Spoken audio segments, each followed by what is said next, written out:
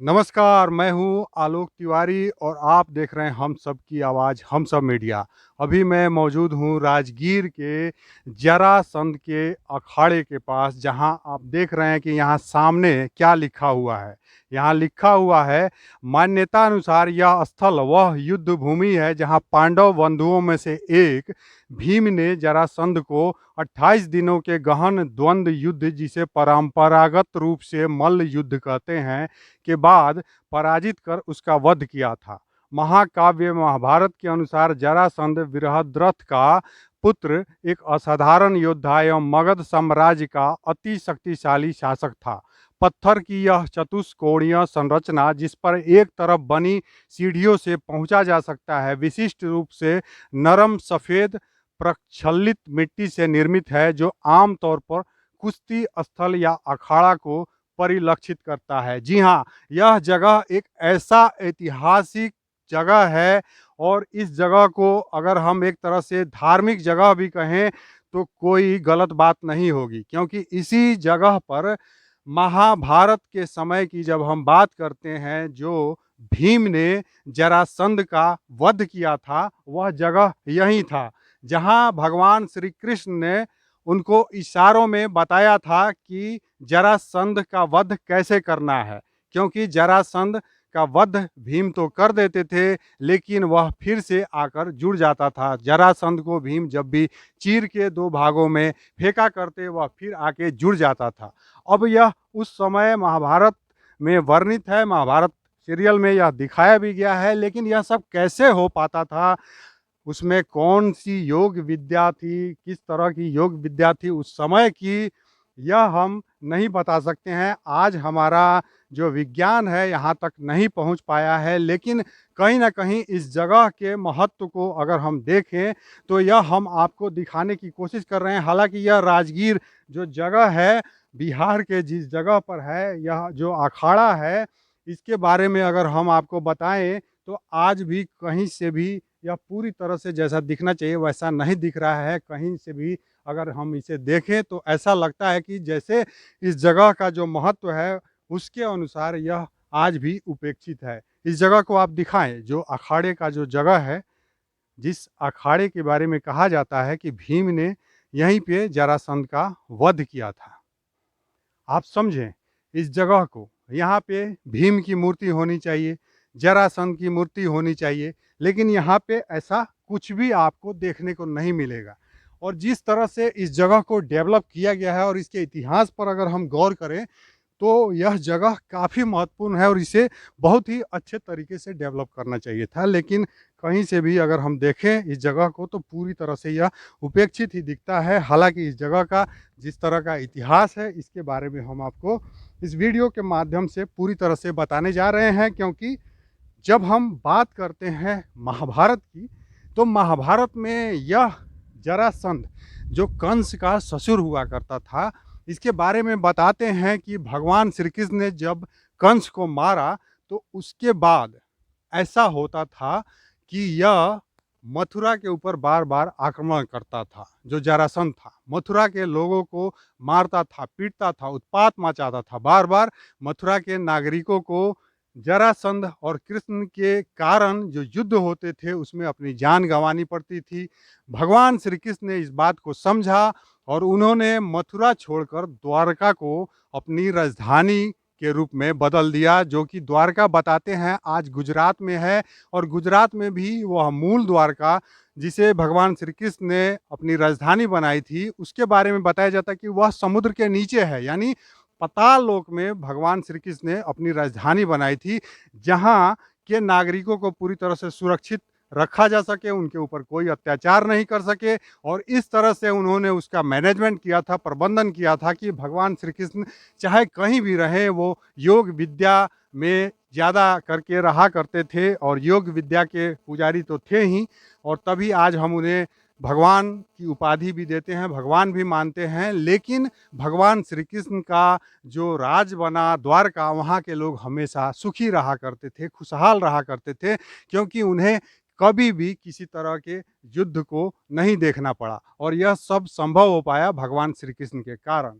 और इस जगह के बारे में अगर हम बात करें तो जिस तरह से जरासंध का बल दिखता है और उसके ऊपर जिस तरह का जो आशीर्वाद दिखता है, जिसके वजह से उसको मार पाना भगवान श्री कृष्ण के लिए भी संभव नहीं हो पाया और उन्हें भीम का सहारा लेना पड़ा। तो इस जगह का किस तरह का एक गौरवशाली इतिहास है और इस जगह का ऐतिहासिक महत्व होते हुए मैं आपसे बताना चाहूँगा कि यहाँ पे जरासंध का और भीम का, भगवान श्री कृष्ण का उस समय जिस तरह से जो युद्ध हुए थे उसके हिसाब से कोई मूर्ति भी बनानी चाहिए, लेकिन ऐसा नहीं है। हम जैसा कि जानते हैं कि राजगीर जो है यह मगध साम्राज्य की राजधानी भी हुआ करती थी कभी। तो इस तरह से देखें तो इस जगह का अपना एक बहुत ही बड़ा महत्व है और इस जगह के महत्व को देखते हुए और राजगीर में वैसे तो कई जगह हैं उन्हें डेवलप किया जा रहा है, लेकिन इस जगह को उस हिसाब से देखें तो डेवलप नहीं किया गया है। ये तो है ही, हिंदुस्तान का एक शान है। ये तो बहुत पुराना हमारा बड़ा सिटी है मगध साम्राज्य का। जरासंध का तो है ही महाभारत में। बाकी ऐतिहासिक का जो रिकॉर्ड्स है इसमें हमारा राजा था अजात शत्रु, उन्होंने ही राजधानी बना के वो पाटलिपुत्र पाद में लेके गए थे। उनका पिताजी बिंबिसार भी इधर राज किए थे। वो तो है इधर काफ़ी ये है, एक जमाना में दुनिया में बहुत मशहूर सिटी था ये, खाली एशिया नहीं है उसका, अभी तो जियोग्राफी अलग था। ये दुनिया का एक मशहूर सिटी था, पाटलिपुत्र का पहले भी।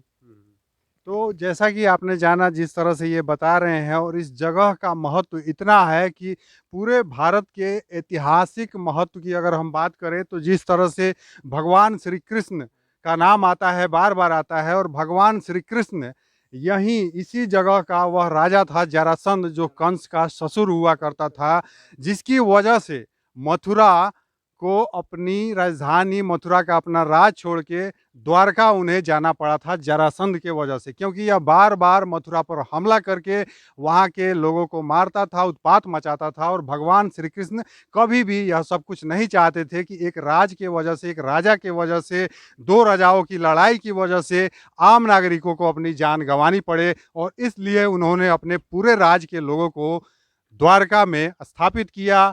और द्वारका के बारे में अगर हम बात करें तो द्वारका बहुत ही एक छोटा सा जगह था और उसके हिसाब से भगवान श्री कृष्ण ने जिस तरह से वहाँ रहते हुए और न रहते हुए भी जिस तरह से राज किया, वह अपने आप में एक ऐसा उदाहरण पेश करता है कि अगर एक राजतंत्र की हम बात करते हैं, आज लोकतंत्र की बात की जाती है, लेकिन राजतंत्र में भी अगर एक राजा चाह दे तो अपने प्रजा को कितना सुखी रख सकता है। हम जहाँ तक बात करें इस जगह के बारे में, आज भारत जब से लोकतंत्र बना और लोकतंत्र होने के बाद से अगर हम देखें तो इस जगह से बहुत ज़्यादा कोई दूरी नहीं है वैशाली की भी। वैशाली भी एक जो है एक अलग राज हुआ करता था, उसका भी एक अपना अलग इतिहास है और वैशाली के बारे में भी हम आपको बता दें कि दुनिया का सबसे पहला लोकतंत्र जो है वैशाली में ही हुआ करता था। इस जगह से बहुत ज़्यादा दूरी नहीं है और यहाँ के राजाओं का इतिहास, वैशाली के राजाओं का इतिहास लगभग जुड़ा हुआ है। और इस तरह से हम देखें, आप कहाँ से हैं? राजगीर से। क्या नाम है आपका? सुजीत सिंह। क्या बोलेंगे इस जगह के बारे में, क्या विशेषता के है? बारे में बहुत मशहूर जगह है ये राजगीर, जो जरासंध की अखाड़ा है, बहुत जाने माने हस्ती के ये है और पुराना चीज़ है ये इतिहास का।